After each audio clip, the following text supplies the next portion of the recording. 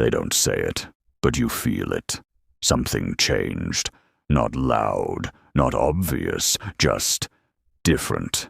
Their tone, their timing, their energy, and you notice it, but you ignore it, because you don't want to be wrong. So you tell yourself, they're just busy. They'll come back. But deep down, you feel it slipping, and that's when it hits you. The connection isn't the same anymore. But here's what most people don't realize. Interest doesn't disappear suddenly. It fades, quietly, in small actions you almost miss, and if you don't notice early, you start blaming yourself, overthinking every word, every moment, trying to fix something you didn't break. And this is where it begins, because the first sign is so small, you might already be ignoring it. They reply slower, not once, not twice, consistently. Hours turn into days, and when they do reply, it feels short, dry, different, no effort, no curiosity, just enough to keep it going. And that confuses you, because you remember how it used to feel. Fast replies, excitement, energy, but now it feels forced, and that's when it hits you. You're the one carrying the conversation, but here's what most people don't realize. People make time for what matters. Always, if they're interested, you won't feel unsure. Most people miss this part because they focus on words, not patterns. But something strange starts happening. You start waiting, checking your phone, rereading messages, hoping for the same energy back. And slowly, you lose your peace. But this is just one sign. The next one, it hurts even more. They stop asking about you. Your day, your thoughts, your feelings, all gone. Now it's surface level, short talk, no depth, and it feels empty, like something important is missing. Because it is. Attention, real attention. But here's what most people don't realize. Curiosity is a sign of care. When someone is interested, they want to know you deeper, closer. But when that fades, so does the effort.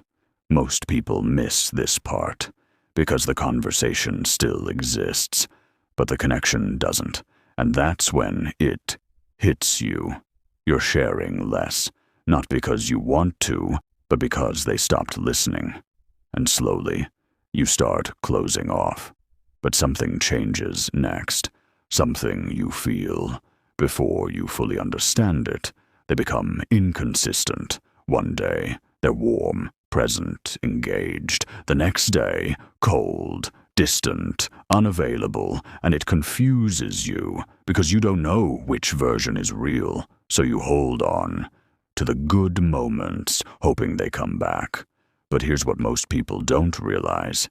Inconsistency creates attachment. It keeps you guessing, hoping, waiting.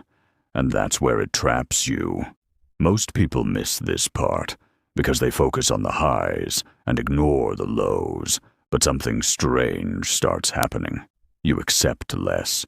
You tolerate more, just to feel those good moments again. And that's when it hits you. You're not chasing them. You're chasing the feeling they used to give you. But the final sign, it's the one that changes everything. They stop making space for you. No plans, no effort, no priority. You're there, but not really included. And it feels quiet, almost invisible, but heavy, because now there's nothing left to guess, and that's when it hits you. You're no longer a part of their focus. But here's the truth. Interest doesn't need to be chased. It shows itself, clearly, consistently, without confusion. And this is where everything changes. You stop forcing, you stop proving, you stop waiting, and you start seeing clearly, not what you hope for, but what is Most people don't do this. They hold on too long. So ask yourself, have you ever ignored the signs because you didn't want them to be true? And now that you see them, what will you do differently? Comment below, because sometimes the hardest truth is the one you already feel.